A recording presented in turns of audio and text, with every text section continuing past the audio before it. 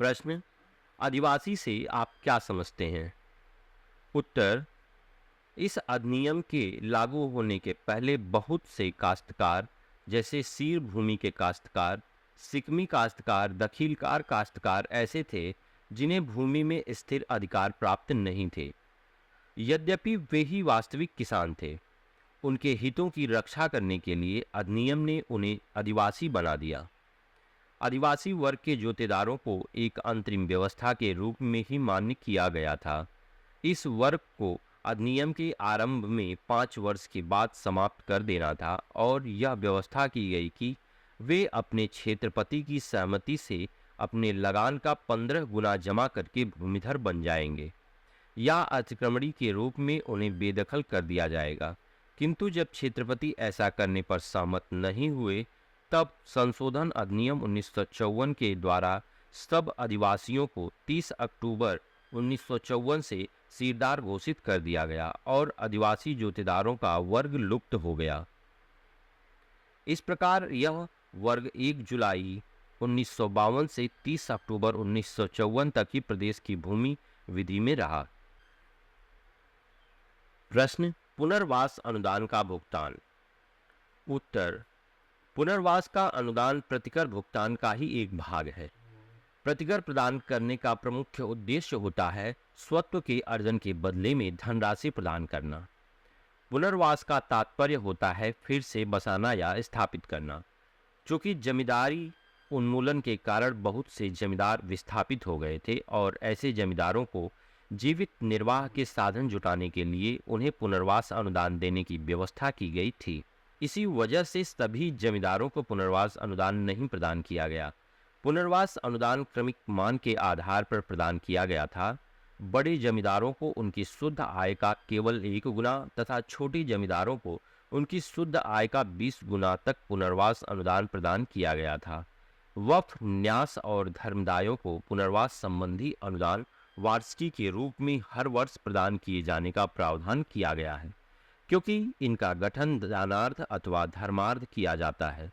वक्फ, न्यास और धर्मदायों के अलावा पुनर्वास अनुदान बांडों के रूप में प्रदान किया गया था और इसे जमींदारी उन्मूलन पुनर्वास अनुदान बांड कहा जाएगा। ये बांड वचन पत्र की शक्ल में परक्राम्य होंगे, परंतु इस प्रकार के बांडों के मूलधन पर किसी भी प्रकार के ब्याज का संदाय नहीं किया जाएगा।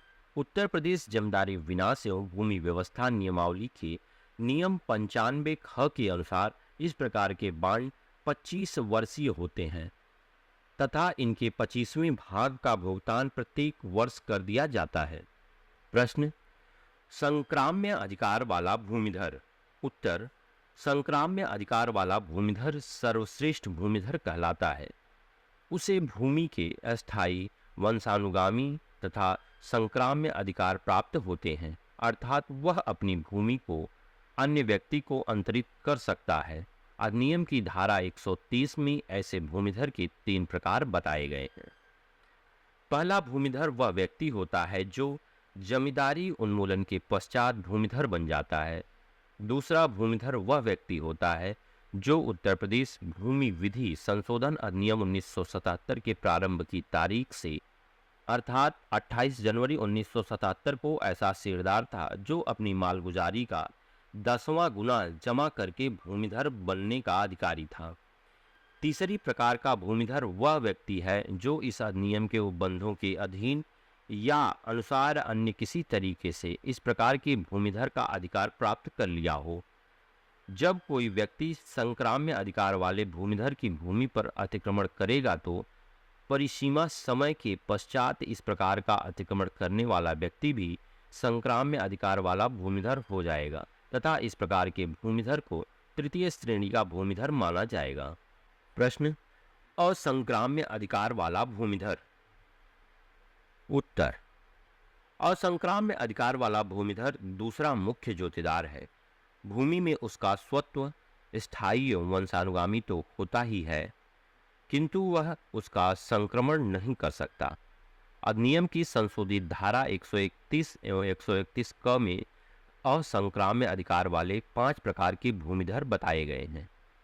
पहले प्रकार के भूमिधर ऐसे प्रत्येक व्यक्ति होते हैं जिसे उत्तर प्रदेश भूमि विधि संशोधन अधिनियम 1977 के प्रारंभ के पहले धारा 195 के अधीन कोई भूमि सीरदार के रूप में दी गई हो या संशोधन अधिनियम 1977 के प्रारंभ के पश्चात उक्त धारा के अंतर्गत असंक्राम्य अधिकार वाले भूमिधर के रूप में दी जाए।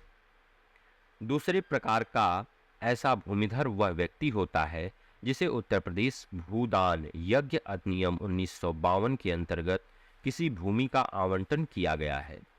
तीसरे भूमिधर वे होते हैं जिनके पास दिनांक 1 जुलाई 1981 से उत्तर प्रदेश जोत सीमारोहण अधिनियम 1960 की धारा 26 क या धारा 27 की उपधारा 3 के अधीन फालतू भूमि का बंदोबस्त किया गया हो या किया जाए। चौथे प्रकार का इस प्रकार का जोतेदार वह व्यक्ति है जिसके पास मिर्जापुर वर्तमान में सोनभद्र जिले के कैमूर पर्वत श्रेणी के दक्षिण भाग में जोत और कब्जे में 30 जून 1978 ईस्वी के पूर्व से कोई ऐसी भूमि हो जो अधिनियम की धारा 117 के अधीन किसी गांव सीमा में निहित हो या राज्य सरकार की हो, बशर्ते कि ऐसी भूमि अधिनियम की धारा 132 या 133 क में न आती हो तथा ख भारतीय वन अधिनियम 1927 की धारा 27 के अधीन अधिसूचित भूमि न हो तथा उत्तर प्रदेश अधिकतम जोत सीमा अधिरोपण अधिनियम 1960 के अंतर्गत औधारित अधिकतम क्षेत्र से अधिक में न हो आती हो। पांचवें प्रकार का ऐसा जोतेदार ऐसा प्रत्येक व्यक्ति होता है जो इस अधिनियम या अन्य किसी विधि के प्रावधान के अंतर्गत या अनुसार किसी अन्य प्रकार से ऐसे भूमिधर के अधिकार प्राप्त कर ले। अगला प्रश्न, घोषणात्मक वाद। घोषणात्मक वाद ऐसे मामलों को कहा जाता है जहां वादी न्यायालय से अपनी कानूनी हैसियत की घोषणा कराने की प्रार्थना करता है। यदि न्यायालय इस प्रकार की घोषणा कर देता है तो वादी की हैसियत स्पष्ट हो जाती है और हर तरह का भ्रम दूर हो जाता है। घोषणात्मक वाद संबंधी विधि का जिक्र विनिर्दिष्ट अनुतोष अधिनियम 1963 की धारा 34 में किया गया है। इस विधि के अनुसार केवल उसी व्यक्ति द्वारा घोषणात्मक वाद दायर किया जा सकता है जो कानूनी हैसियत का हकदार हो या किसी संपत्ति संबंधी अधिकार का हकदार हो और उसकी हैसियत के अधिकारी प्रतिवादी ने अस्वीकार कर दिया है। उत्तर प्रदेश जमींदारी विनाश एवं भूमि व्यवस्था अधिनियम की धारा 229 बी के अंतर्गत ग्राम सभा को यह अधिकार दिया गया है कि वह विनिर्दिष्ट अनुतोष अधिनियम 1963 की धारा 34 में किसी प्रतिकूल बात के होते हुए भी किसी व्यक्ति के विरुद्ध जो अपने को किसी भूमि के किसी अधिकार का हकदार बताता हो, ऐसी भूमि में ऐसे व्यक्ति के अधिकार की घोषणा के लिए वाद दायर कर सकती है। न्यायालय अपने विवेक से इस प्रकार के व्यक्ति के अधिकार को घोषणा कर सकता है। ग्राम पंचायत किसी भी ऐसे व्यक्ति के अधिकार की घोषणा के लिए वाद प्रस्तुत कर सकती है जो अपने को किसी ग्राम पंचायत की भूमि का असामी बताता है